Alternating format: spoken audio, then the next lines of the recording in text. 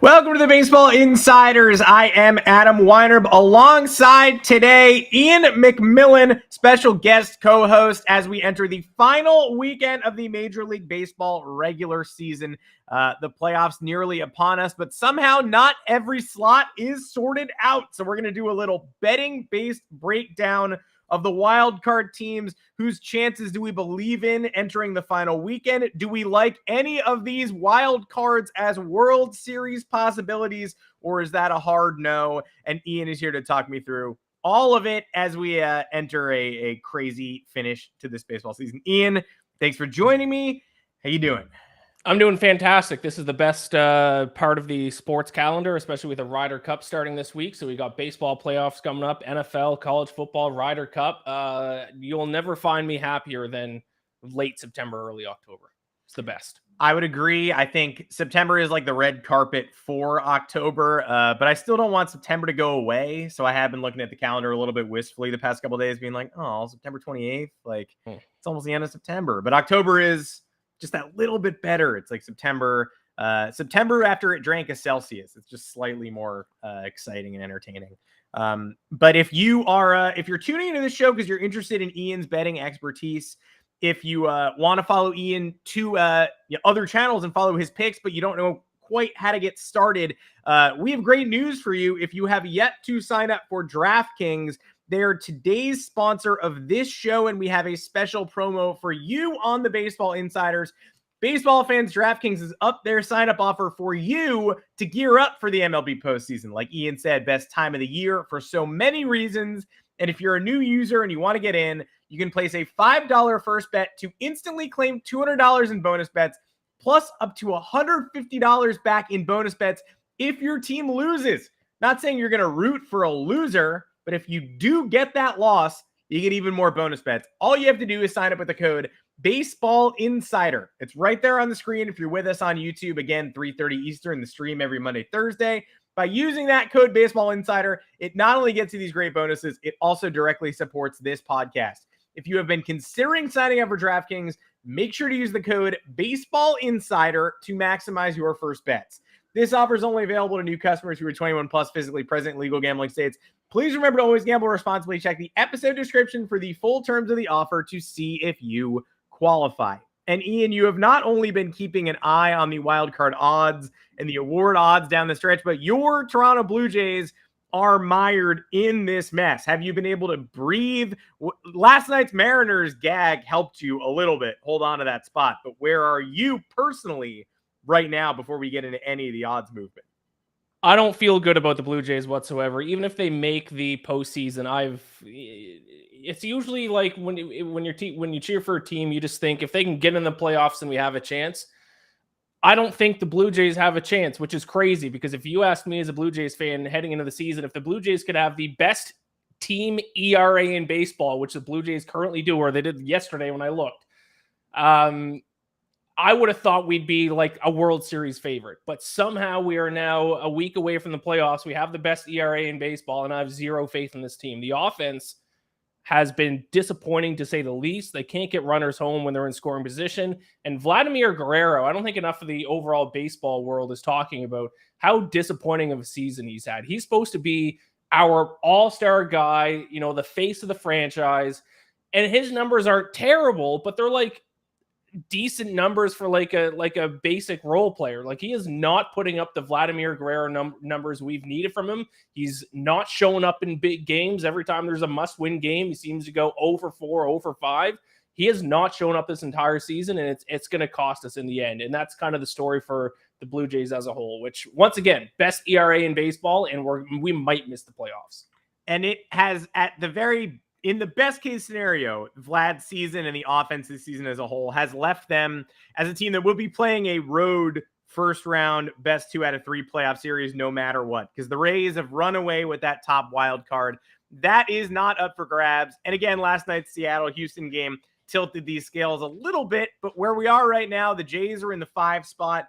They have lost 2 straight to the Yankees. They still have 1 more with the Yankees tonight and 3 against those dreaded Rays. They are 2 games in the loss column up on the Mariners and 1 up on Houston, who got a big series win in Seattle. That means 2 of the 3 will make the postseason.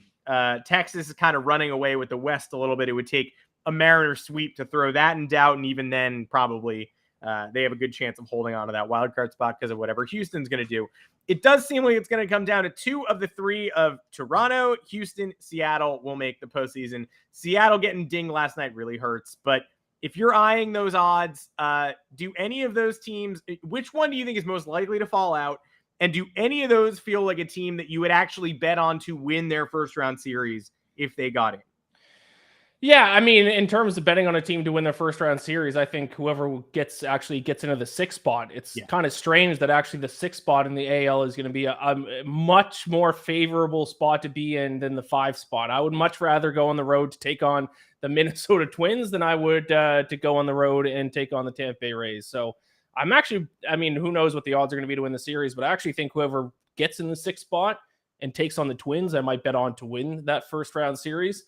In terms of betting on one of the teams to make the playoffs, maybe I'm just a pessimist as a Blue Jays fan, but I would take the Mariners and the Astros right now. I actually think the Blue Jays might choke this away because there's nothing that Toronto sports teams love to do more than choke away a big lead. Obviously big last night that the Mariners keep losing too, but tonight I was looking at like the probability. If the Jays lose tonight and the Mariners win, like their probability to make the playoffs like almost gets cut in half. Like it might get ugly, and we needed to win these games against the Yankees because now we're going to take on the Rays, and the Rays are certainly, even though they don't really have anything to gain, although they might still have the AL East technically. So close. Yeah, I mean, the Orioles win one more game and they're dead. Their magic elimination number is 1. Right. So still, even with the Rays with not much to play for, still not a team, I'd much rather, there's other teams I'd much rather play in the last series of the year to get in the playoffs. The Jays might just go ahead and choke this way. They can't score runs. It's unbelievable. Now, I will say tonight they have a pretty favorable pitching matchup against the Yankees. So if they win tonight, then they're looking pretty good. But maybe it's just the pessimist in me. Maybe it's some of my Maple Leafs fandom leaking over to my baseball Blue Jays fandom here. But I don't have a ton of confidence in the Blue Jays to be able to lock this up down the stretch. I hear you. I would have, again, if the Mariners had found a way to win yesterday, I would have been all in on the Mariners and Jays trying to find a way to get Houston out of this threesome because the odds, like you said, are very high that Houston ends up as the final wild card team. Houston does go to Minnesota. Houston has the easiest path to the ALDS. And then we all have to look up and go, why is Houston up 1-0 in the DS? I thought they were missing the playoffs, but I guess not. We had a Doomer Astros fan in the comments of Monday's show who was like, if you thought this Astros team was going to sail in October, then you haven't watched them all year. And it's like, or I have 6 years of data that says that they always win when they're under the gun. So maybe maybe that's what I have. And it turns out they won a road series in Seattle. So we'll see. I agree with you that 6th spot it has been juicy for months and remains juicy, but hopefully it's juicy like a Juicy Lucy and the Twins actually end up taking care of business. What about the National League where it's much crazier and we actually do have a full-on tie for a spot right now? We'll talk about tiebreakers in a bit because it bums me out. The Cubs and Marlins are in the 3 spot at this moment in time. The Diamondbacks have pulled away a little. The Phillies have clinched number 1 wild card seat. So 4 or 5 will be Phillies against probably Arizona, although the Diamondbacks have the Astros this weekend at home. And then the Cubbies and Marlins, the Cubs apparently don't own any of these tiebreakers and are quite a bit in danger. Miami could just, like, if they both win out, Miami gets the spot. That's where we are now. So same question for the NL. Who are you eyeing? And then do you believe in any of these wildcard teams to advance through the postseason? Yeah, it's good to know Miami as a tiebreaker there. I didn't know that because if you actually look at the odds to make the playoffs, Arizona, I know they could still technically knock it in, but Arizona is they're like minus 1,800 or something to be in the playoffs. The Reds have pretty long odds to make the playoffs, so it's gonna. If you look at the betting odds and kind of believe what they say, it's going to come down to the Cubs and Miami. But Miami's a massive favorite. Now, I thought originally that was mostly just based on how easier their final 4 games are, but also I guess if they have the tiebreaker, that's huge as well because if they finish with the same record, they'll be in.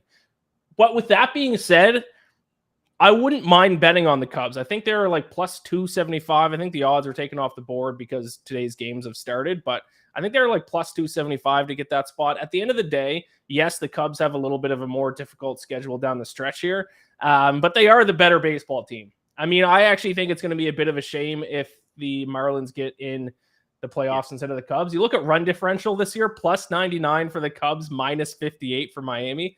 The Cubs deserve to get in, and they are the better team. So yes, Miami has an easier schedule the rest of the way, but don't discount the fact that I just think, even though they have the same record, generally the Cubs are the better team. So I would take a little shot on the Cubs to get in the playoffs. I think they can still get it done. Yeah, the first 2 games of the Atlanta series made me quite a bit sad. Not just because I have been rooting for the Cubs to hold on to that spot, largely because, like you said, they are the better team. The Marlins ace is not active right now. He has forearm soreness and will not be pitching in the postseason. So good for first-year manager Skip Schumacher, good for Jake Berger, but I do think these star-studded Cubs put up a better show in the playoffs. Yeah. But you want to make the playoffs? Don't blow a 6-run lead to Atlanta. Don't let Ronald Acuna Jr. steal his 70th bases of the season on you in extras and watch a montage of himself being great and tear the base out of the ground and then score the winning run on a Ozzie Albies single. Just don't do any of that if you don't want to face the repercussions. That said, kind of an unpopular opinion. If Ronald Acuna Jr. did that to me in the heart of a playoff race after my team had just choked 2 consecutive games, I would not be happy. Some of the discourse has been like, come on, it's a once-in-a-lifetime accomplishment. Like, stop being sour. Like, I think if I was announcing for the Cubs, I would also be a little bit sour. You can do it, but I would not like it. Yeah, I would also be sour. Yeah, that would make me very upset. Yeah, I just want to make that distinction. Like, you could do it, but I could also be like, I hate this. Yes, and I will say, I think out of all the wild card teams, I think Philadelphia is the only team that even has a chance to get going and run a little bit here. I mean, it's almost the exact same playoffs as last year, where it's like the Braves and the Dodgers are by far the 2 best teams in the National League. But then you have Philadelphia, who caught fire the past 2 months of the season.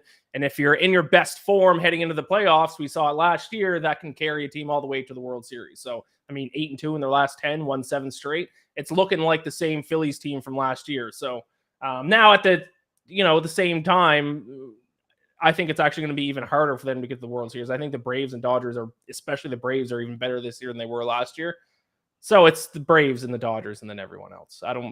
Outside of maybe the Phillies, I don't really see anyone else, especially wild card team, going on a run here. Yeah, I would agree with that. It is funny because I keep thinking the same exact thing, that this year's Phillies team is better and more experienced than last year's. They've been to war already, and the odds are still pretty high that they do not go as far as last year's unprepared group of teams, stumbling through the NL postseason. Yeah, exactly.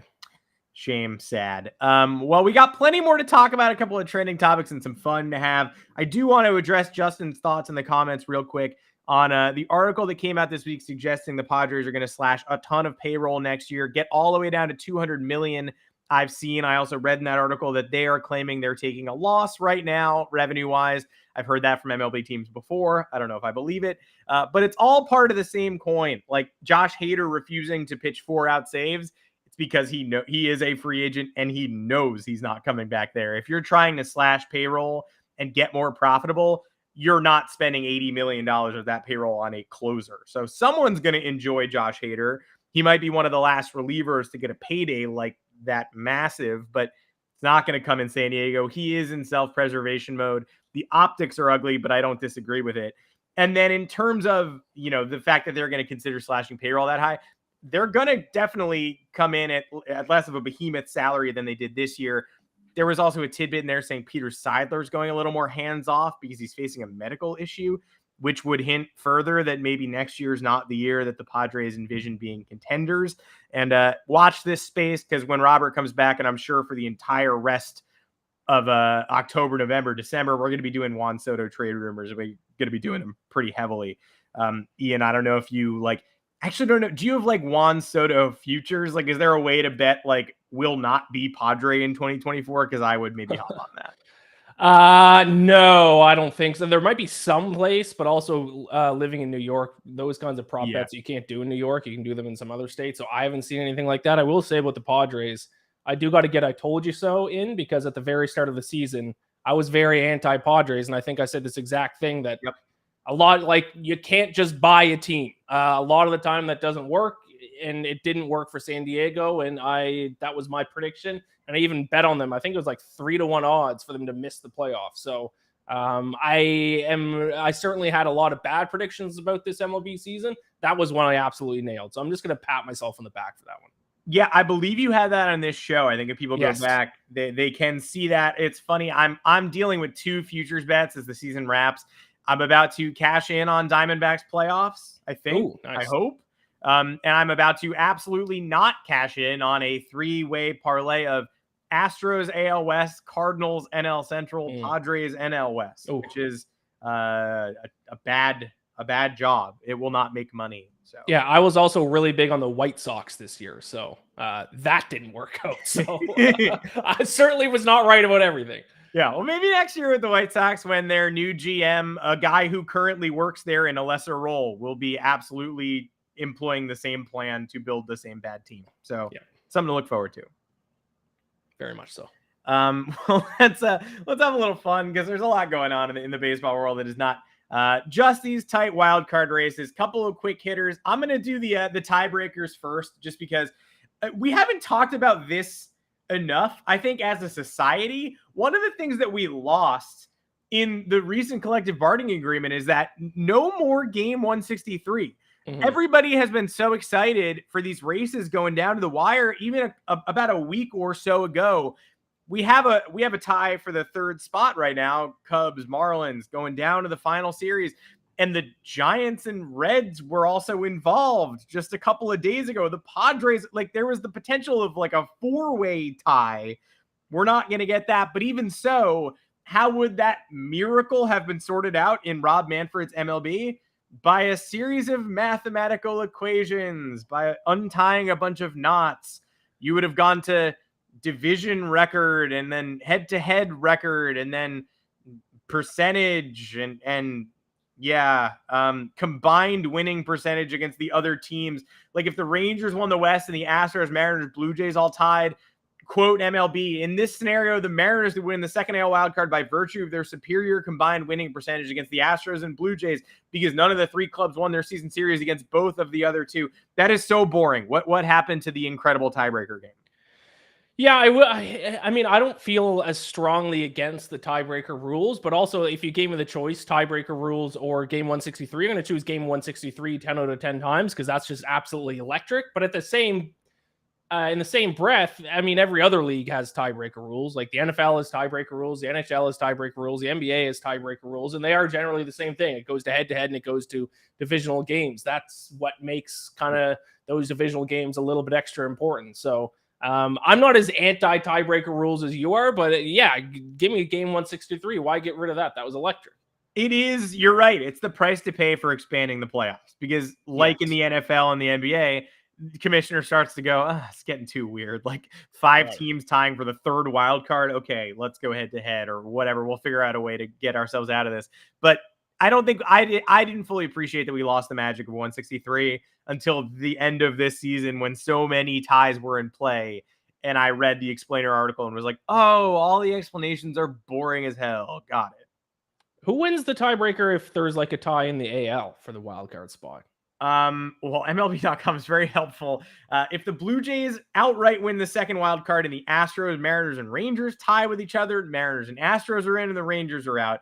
The Astros win the division, Mariners, Rangers, and Jays tie. The Jays somehow lose out on that tiebreaker. Rangers and Mariners get in. The Rangers win the division. Astros, Mariners, and Blue Jays all tie, which is possible. Mariners and Jays in, Astros out. Mariners win the division.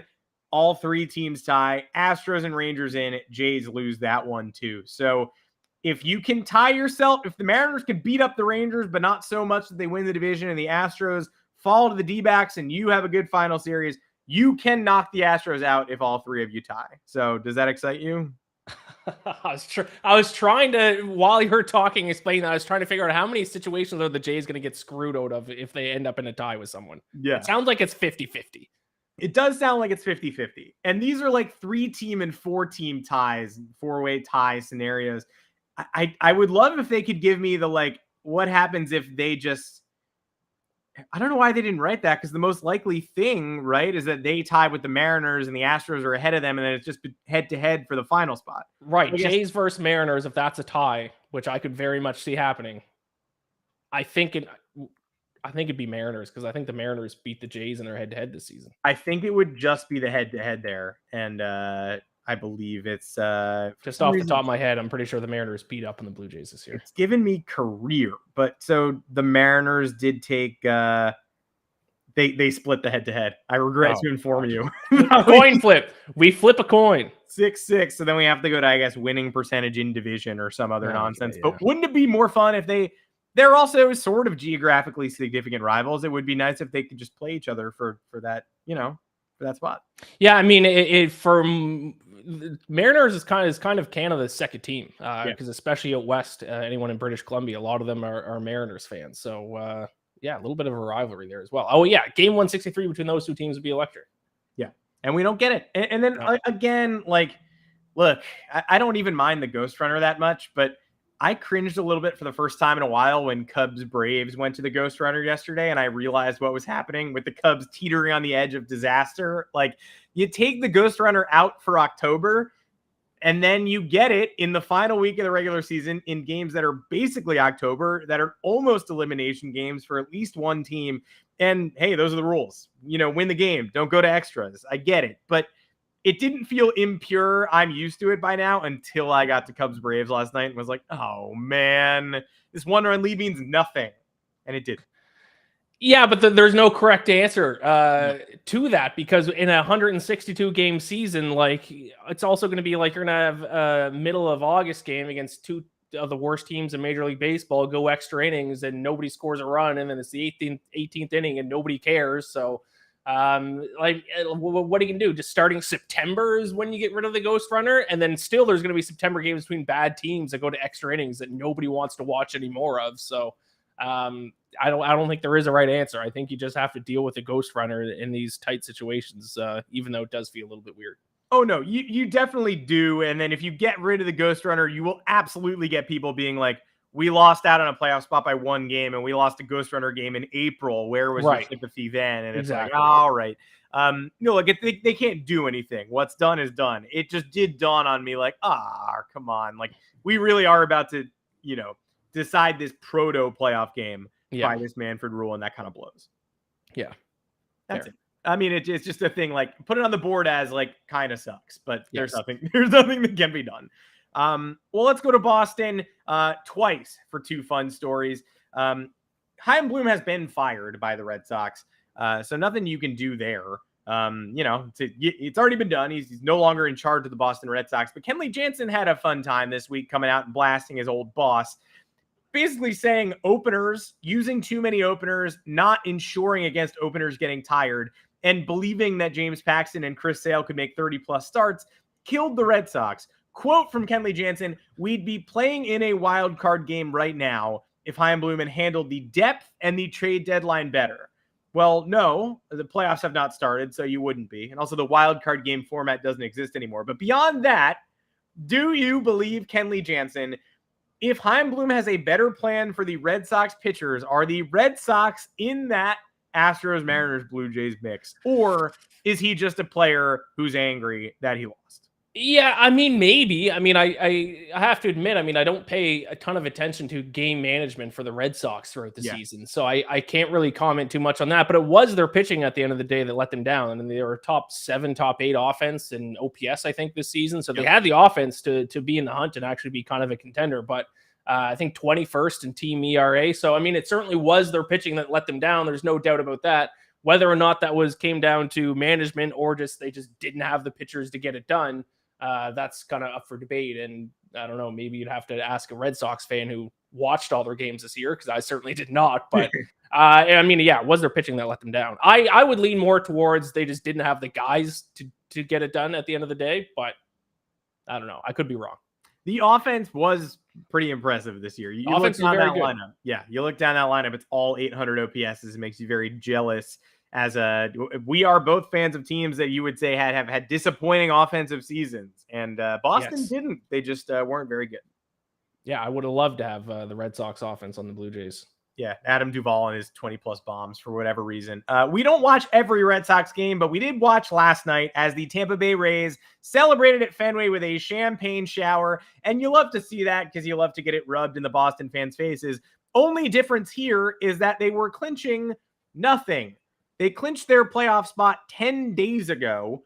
They clinched the berth in a loss at Baltimore. Nobody wants to pop bottles after a loss. So they delayed their champagne celebration for a game before an off day. So they had a Thursday off day. Oh, that's why. They said we can get hungover today because we don't play tomorrow. It also kind of felt like they were waiting to see if maybe they would win that AL East and then they could celebrate. And once that became harder to envision, they decided, hey, we'll wait till we get to Fenway. But I'm in favor of this. I think every team should delay their champagne celebration specifically until they can get to Boston. I think after you win the World Series, you should get in a helicopter, take it directly to Fenway Park, have them unload you in front of the Ted Williams statue of him patting a little boy on the head. Bring your champagne into an abandoned Fenway, or bring some Boston fans in so they can soak in the disaster that was their season compared to yours. I think all champagne celebrations should take place at Fenway, whether they involve beating the Red Sox or not. It's funny you feel this strongly about the Red Sox because this is how I feel about the Yankees. And you should, but I feel this way about the Red Sox. Every World Series parade, there should be two, one in the home city and then one through New York, especially this season with how disastrous New York baseball was this year. Maybe they can have the celebration at Citi Field because that's a much nicer stadium to be at than the hunk of concrete that is Yankee Stadium. So, yeah, I knew that that the Rays delayed their celebration. I didn't know why. I didn't know it was because they wanted to wait till they had an off day the next day. I love that. That's the best idea ever. That's fantastic. The boys are partying. The boys are partying, and nobody really loves a hungover lineup except for the Phillies went crazy when they clinched their wild card spot this week.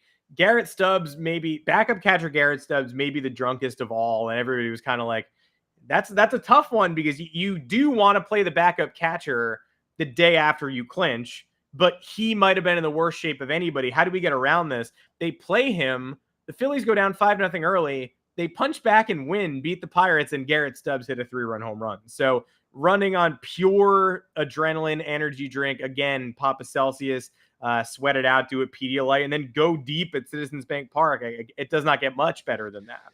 If there's one sport that you can play hungover and still do decent, actually, there's probably two. Probably golf might be number one. Number two would be baseball.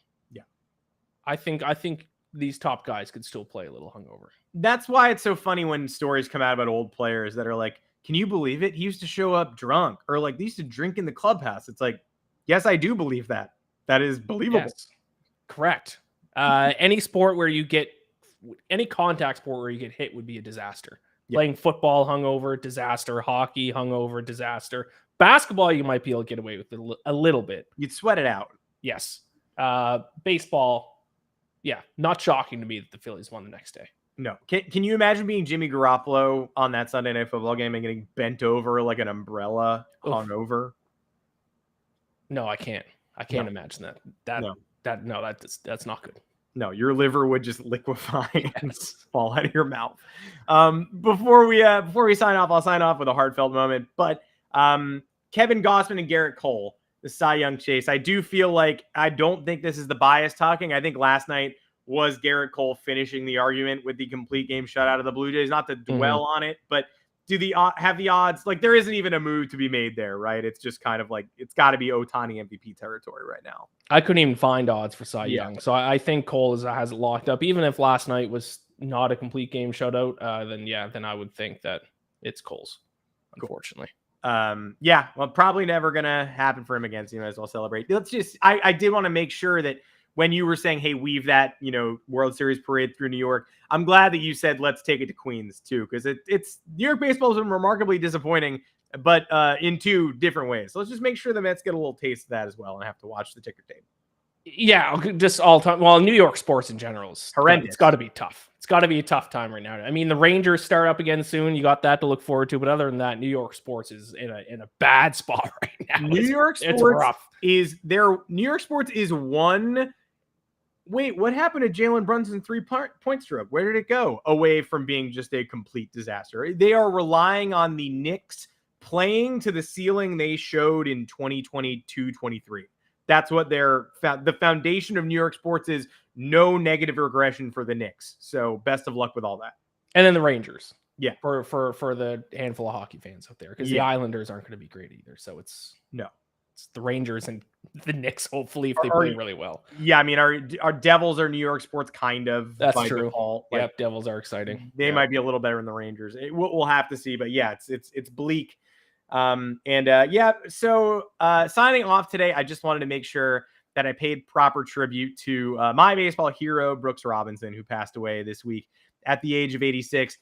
Hard to call someone a baseball hero who you never watched play live, and I certainly understand that. He was the signature on my first glove. He was the baseball player I've been most excited to meet over the course of my life. When I was very little, the Orioles and Brooks Robinson were what I cared about before I cared about the Yankees, which is crazy to say, born and raised New Yorker. But my first inroad into baseball was learning who the man on my glove was, going to Cooperstown, watching the highlights, watching the acrobatics. And if you're having someone who you're struggling to get them into baseball and it's not leaping off the page and they're just not getting it, show them Brooks Robinson highlights. It'll make it very clear that there are people who just transcend this astral plane and do this a little bit better than anybody could have envisioned.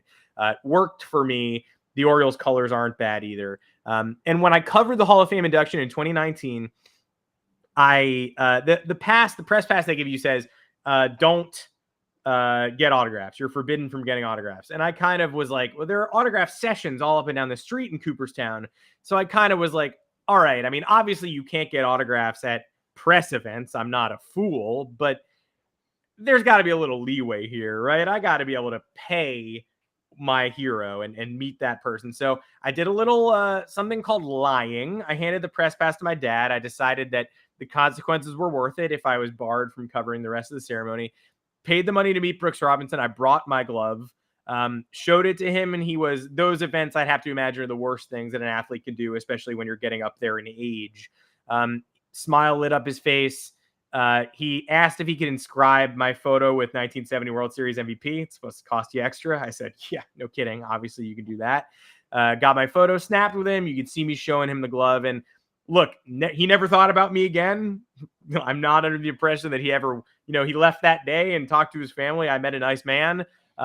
So he'll never know how much he meant to me, but at the very least, he briefly knew it for a couple of minutes, and he had a window into how much he meant to me. And he's the reason that I care about the sport that I cover. So love to Brooks Robinson, love to the Oriole family. Perfect timing too. The Orioles slogan is Orioles Magic. If you don't believe in magic even a little bit, now might be a good time to start believing. That's all. Are you now going to place an honorary bet on the Orioles to win the World Series because of Brooks Robinson? I think I probably have to. And then I think when they don't, I got to blame it on Brooks Robinson. It's only fair. Perfect. Turn on him at the last moment. Well, Brooks, I've always loved you. If anybody did not watch Brooks' highlights, you should. Let's go O's this particular October. That's it for this edition of the Baseball Insiders. Our code again on DraftKings, which is the sponsor of this show, is Baseball Insider. If you are a new user, now is the time to sign up. September, October, 2 best months of the year, according to both Ian and myself. And get your bets in before the playoffs actually begin. Do your playoff futures, stake your claim in the ground now so that you can win when it's over. But if you are a loser, you might get a bonus from DraftKings to help you out with those bonus bets if you're a new customer. And again, you sign up with the code Baseball Insider. Ian will also be in our Discord handing out betting tips. If you have not joined and you are not a YouTube member, come join us in that Discord channel. We talk baseball. Robert gives you inside tips about potential transactions. You're able to ask him questions, and I'll answer them too before shows, between shows, and Ian is there on the betting advice channel. Power Pack show, big postseason coming up. Ian, thank you so much for taking the time, joining me, and helping us through this week. Go Jays, go! Don't break my heart this year, boys. Please, just get in the playoffs and see what happens. It's not over yet. I hope you do make the playoffs as well. I don't want to. You know what I hope against hope? I hope that we don't have to see any of these 4-way tiebreakers that mean nothing to anybody. Agreed.